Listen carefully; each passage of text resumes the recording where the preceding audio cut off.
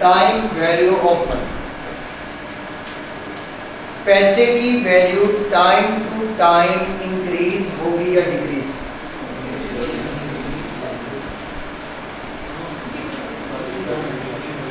तो पाकिस्तान को छोड़ें, आप ओवरऑल बताएं, पैसे की value time to time increase होती है या डिक्रीज? डिक्रीज डी होती है या इन? क्योंकि क्रीज तो दोनों में आप सेम कर रहे हैं। डिक्रीज होगी या इंक्रीज? डिक्रीज। कितने बच्चे कहते हैं कि पैसे की value time to time decrease हो? वो शहजादी शब्द दिखाई दे रहे। और कितने कहते हैं कि टाइम टू टाइम पैसे की वैल्यू इंक्रीज होती है? तो 30% जिन्होंने इंक्रीज में या डिक्रीज में। पैसे की value time to time decrease होती है और पैसे की value time to time increase नहीं। अगर मैंने आज किसी से 10,000 रुपये उधार लेकर कोई चीज खरीदी और मैं 2 साल के बाद उसे वही 10,000 रुपये पे बैक करूं, तो क्या वो चीज जो मैंने 10,000 में खरीदी थी 2 साल के बाद वो 10,000 में खरीद लेगा? तो पैसे की वैल्यू कम हुई या ज्यादा?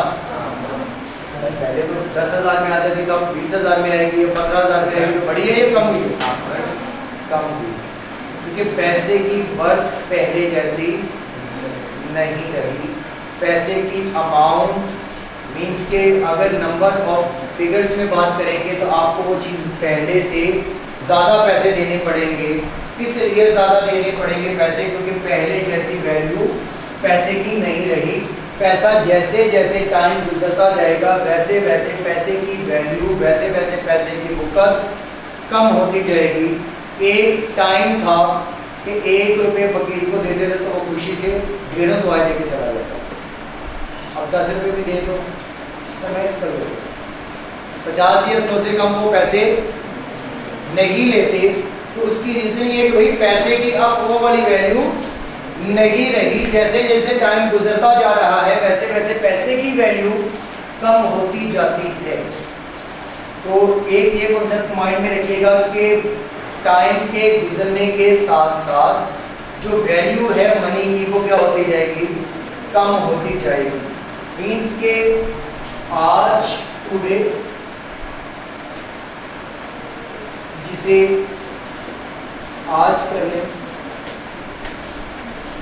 या नाउ और फ्यूचर। अब आज अगर मैंने किसी से 1,000 रुपये लिया उधार तो क्या फ्यूचर में भी 1,000 रुपये आज के 1,000 रुपये के बराबर होगा? नहीं। तो वैल्यू इक्वल नहीं रहेगी, बल्कि जो आज 1,000 रुपये में वो किसी से ले रहा हूँ फ्यूचर में वो 1,000 रुपये नहीं रहेगा, बल्कि उसकी वैल्यू, उसकी वक़्त हो सकता है कि 800 के बराबर हो या 900 के बराबर हो या 700 के बराबर हो। ये बढ़ता हुआ रेट या इन्फ्लेशन ये डिफाइन करेगी कि उसकी वैल्यू आने वाले टाइम में क्या होगी। लेकिन ये तो वाज़ेह है कि जो आज का 1000 है वो फ्यूचर के 1000 के बराबर नहीं। जो आज का 1000 है वो फ्यूचर के 1000 के बराबर नहीं है। तो आपने ये भी बुजुर्गों से सुना होगा कि हम अपनी ईद पे पैसे हमें ईदी मिला करती थी, किसी को 50 पैसे, किसी को 25 पैसे, और अगर किसी के पास बहुत ज़्यादा पैसा होता था तो 1 रुपया होता था। और आप लोगों का भी कॉलेज टाइम में तो चले आपको 20 रुपये खर्चा मिलता था या 10 रुपये या 50 रुपये, लेकिन स्कूल टाइम में आपको 1 रुपये मिला करता था, वो भी नहीं मिलता था। 1 या 2 या 3 चले 5 तक वो हमारा टाइम का चले जब 1 रुपये मिला करता था, और वो भी बड़े वाला, शायद वो भी किसी ने देखा या नहीं देखा। जब चलते थे तब देखे जिसपे बड़ा सा 1 रुपया लिखा होता था और उस पर कायदे से भी तस्वीर नहीं होती। ये तो बात नहीं है।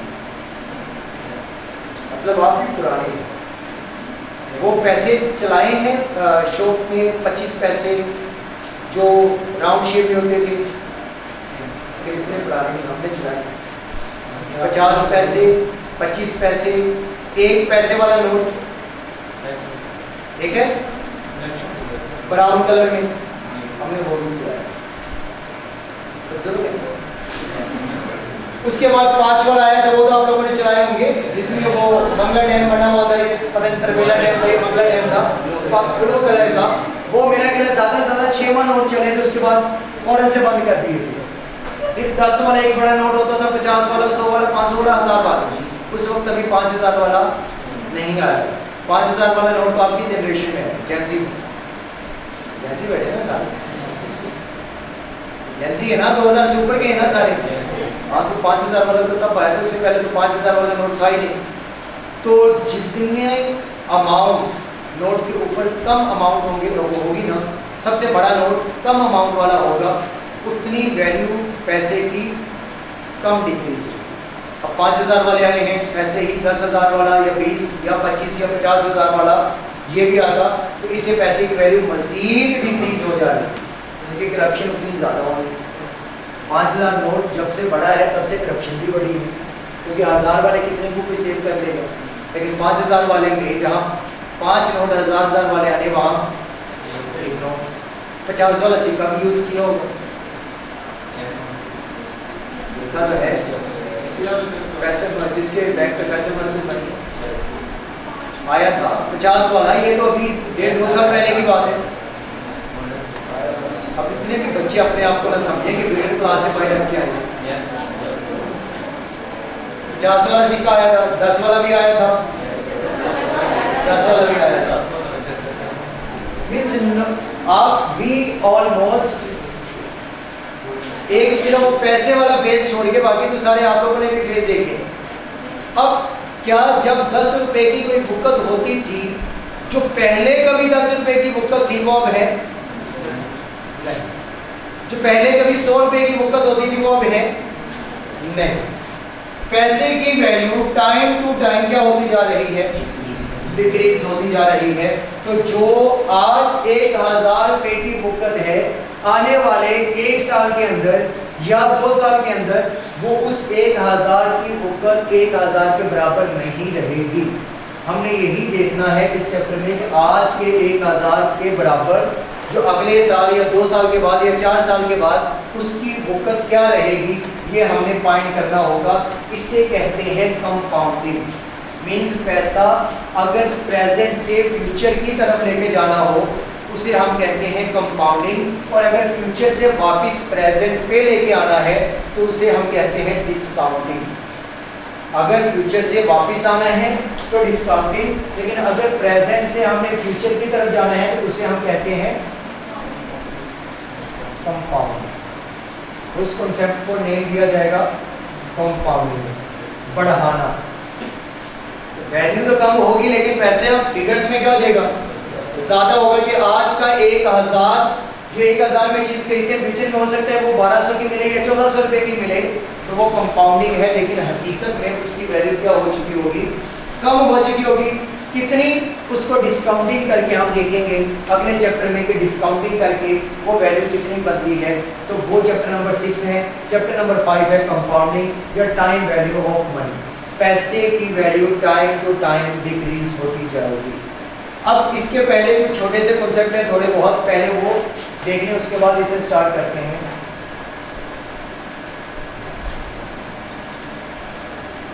अब ये एक आपके पास जो है वो कैश फ्लो कह लें या टाइम लाइन कह लें। इसके ऊपर हम टाइम को रिप्रेजेंट करेंगे। जहां पर आज हम खड़े हैं, ये आज हम खड़े हैं यहाँ पर, यानी कि टुडे, आज या नाउ, अभी। अब जहां पर खड़े हैं वो साल का पहला दिन होगा या साल एंड हो चुका होगा, साल का पहला दिन। यहां पर हम उसे रिप्रेजेंट करेंगे 0 से, और ये पूरा 1 साल गुजरने के बाद यहाँ क्या हो जाएगा, 1 साल कंप्लीट हो जाएगा। तो ये जहां लिखा होगा 1 वो होगा end of the first year and start of second year. यहाँ पर दूसरा साल क्या हो जाएगा, खत्म हो जाएगा, किसे कहेंगे end of second year and start of third year, और ये end of third year and start of fourth year. अगर ये टाइम लाइन ऐसे चलता जाएगा, मीन्स जिसके ऊपर हम अपने ईयर्स को रिप्रेजेंट करेंगे वो हमारी कहलाएगी टाइम लाइन। जीरो से स्टार्ट करेंगे, जीरो होगा प्रेजेंट, जहां पर खड़े हैं वो प्रेजेंट है, उससे आगे एक साल गुजरेगा तो वो at the end of first year and start of second year. जैसे पहला साल खत्म होगा वहीं से दूसरा साल शुरू हो जाएगा, तो वो स्टार्ट ऑफ सेकंड ईयर होगा, फिर end of second year and start of third year and end of third year and start of fourth year.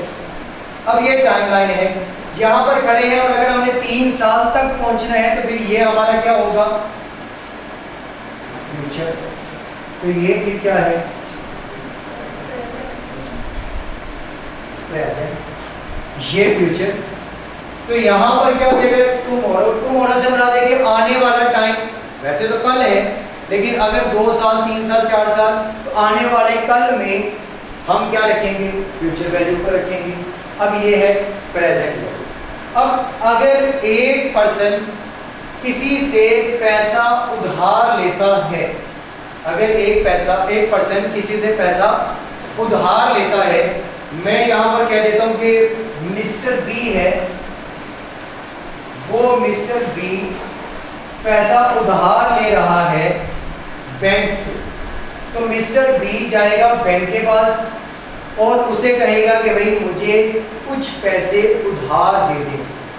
अब बैंक उसे जो पैसे उधार देगा वो कोई एक अमाउंट होगी, बैंक है यहाँ पर, बैंक है यहाँ। अब मिस्टर बी चला बैंक के पास और बैंक में आके उसने कहा कि मुझे कुछ पैसे उधार दे दें, और वो रुपीस है जी 10,000, मुझे 10,000 रुपये उधार दे दो। अब मिस्टर बी यहाँ पर क्या कहलाएगा, मिस्टर बी यहाँ पर क्या कहलाएगा, मांगने वाला, बॉरोवर, उधार लेने वाला। तो ये मिस्टर बी कहलाएगा बॉरोवर। जो किसी से कोई एक अमाउंट उधार लेगा तो वो पर्सन क्या कहलाया करेगा, बॉरोवर कहलाया करेगा। तो मिस्टर बी यहाँ पर है बॉरोवर, और जो पैसे उधार देगा वो क्या कहलाया करेगा, लेंडर।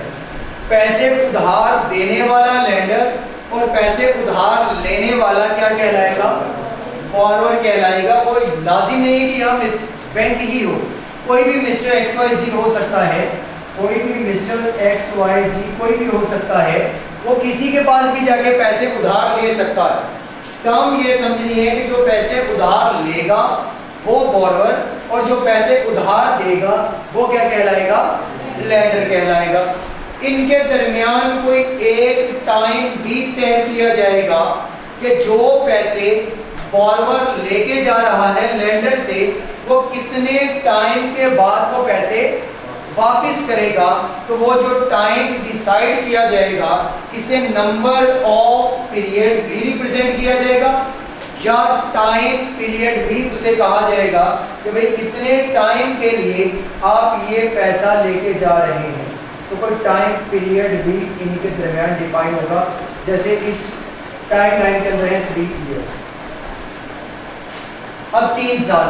अब मिस्टर बॉरोवर बैंक के पास आके कहता है कि 10,000 रुपये दे, बैंक ने दे दिए, लेकिन बैंक ये भी तो पूछेगा कि भाई वापस कब करेंगे, वो कहेगा कि 3 साल के बाद। अब ये जो 3 साल के बाद का टाइम बताया है, इसे कहते हैं टाइम पीरियड या नंबर ऑफ पीरियड्स की, कितने साल गुजरने के बाद ये पैसा वापस मिलेगा। अब बैंक ने जब उसे ये 3 साल के लिए अमाउंट मिस्टर बॉरोवर को दे दी, अब मिस्टर बॉरोवर जो है वो अमाउंट लेके वापस आ जाएगा। तो 3 साल के बाद जितने पैसे मिस्टर बी ने दिए, क्या उतने पैसे ही वो जाके मिस्टर बी ने लिए, क्या उतने पैसे ही जाके बैंक वाले को वापस करेगा? नहीं, 8,000 करेगा। ज्यादा करेगा। कितने ज्यादा करेगा? जितना उसके ऊपर इंटरेस्ट लगेगा। तो बैंक इसे जाते हुए ये कहेगा कि भाई साहब आपने टाइम तो बता दिया कि 3 साल के बाद आप पैसे वापस करेंगे, लेकिन करेंगे कितने? तो बहुत मासूमियत की शक्ल बना के कहते जितने लेके जा रहा उतने और कितने करूंगा। तो मैं तो खाना ना हूँ, इसके रिश्तेदारी में होता है कि जितने पैसे दिए उतने वापस। भाई मैं भी बिजनेस करने बैठा हूँ, तो अगर मैंने 10,000 दिए हैं तो मैं 3 साल के बाद 10,000 वापस नहीं लूंगा, बल्कि इसके ऊपर हर साल एक इंटरेस्ट रेट भी आपसे चार्ज करूंगा। लेकिन जब वो आप पैसे देने आएंगे तो आप अपने पैसों के साथ वो इंटरेस्ट वाली अमाउंट भी लेके आएंगे, और वो इंटरेस्ट होता है जो अमाउंट लेंडर बॉर्रोवर को उधार के तौर पर देता है, उस अमाउंट के ऊपर वो एक रेट अप्लाई करता है, अपनी दी गई रकम को यूज करने का रेंट लेता है in the form of interest rate. तो बैंक वाला उसे कहेगा कि भाई आप जब वापस करेंगे इसके ऊपर कोई एक रेट जो कि इंटरेस्ट का रेट होगा वो आप अप्लाई करके देंगे। For example 10%, 10% rate of interest भी बता दिया कि आप